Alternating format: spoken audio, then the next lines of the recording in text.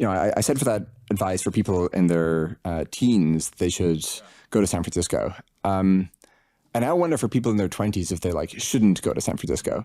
I feel San Francisco, the entrepreneurs are held in excessively high regard, in my view. And look, I guess I like entrepreneurs. There is a set of career paths that I think some set of people ought to pursue and would derive most fulfillment from pursuing, that are really valuable for the world if pursued, that require accumulating a lot of expertise and really studying a domain in tremendous depth.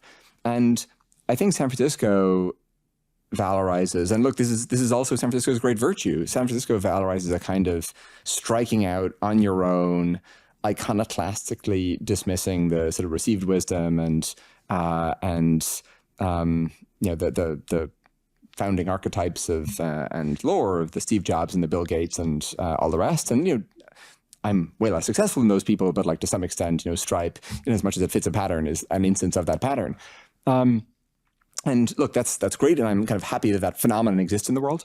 But the world needs lots of other things, right? And I don't think San Francisco I'm again using San Francisco as a kind of metonym for a cultural orientation, but I think that San Francisco doesn't really encourage the pursuit of really deep technical depth. And we're recording this in South San Francisco, most noteworthy in the corporate world for, of course, being the headquarters of Genentech, co-founded by Bob Swanson and Herb Boyer. And they produced cheap insulin for the first time with recombinant DNA. Herb Boyer couldn't have done that at age 23. Herb Boyer first had to accumulate all of the knowledge and the skills required to be able to invent that over the course of a multi-decade career. And then I don't know what age he was when he finally went and invented it, but he was not in his 20s. I feel San Francisco perhaps doesn't culturally encourage one to become Herb Boyer. I don't quite know how to synthesize it yet, but as I think about advice for people in their 20s, look, I'm not going to normatively pretend or presume to know kind of in which direction one should go in one's life. And obviously there are successful examples of basically every strategy. And I'm really glad you're doing what you're doing. At what age? 23. 23. So that's... a podcast isn't. I'm not inventing recombinant DNA here. Look, I think information dissemination is a really valuable thing in the world. Anyway, I don't presume to know what people should do with their lives, obviously, but anyways, I wonder, in as much as they're trying to give advice, and especially maybe if they're reading my advice and not someone else's advice, maybe they're kind of thinking about career paths that look sort of directionally like mine.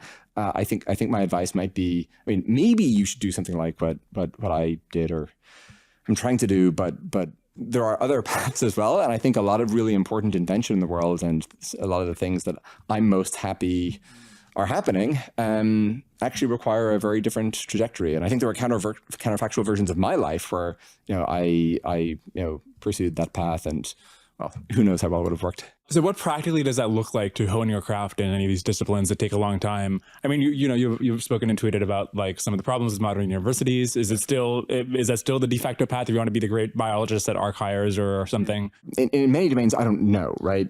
So in hardware, which is not a small domain, most things in the world involve stuff and things, and I just have no facility with or experience with doing things in hardware. And so if you wanted to become a super skilled practitioner there, what's the best career path? I don't know.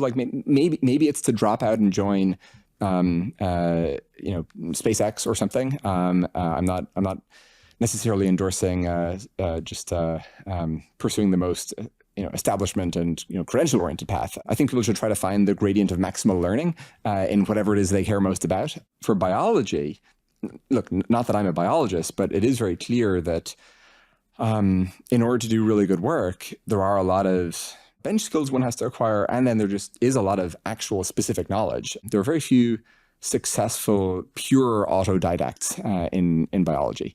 Where you, at some point, in virtually every case that I'm aware of, have to have had direct experience in and with a top lab, where you're seeing how people, actually do it in practice.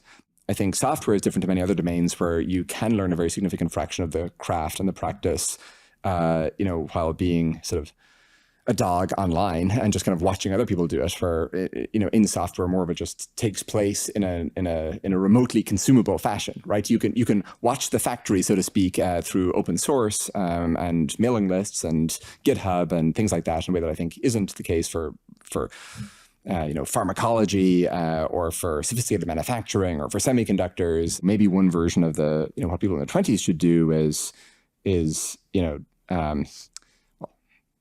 get some ideas to domains you're interested in or care about, but then figure out where can you learn the highest standards, where are the highest standards embodied, and where can you go and experience that firsthand. Huh.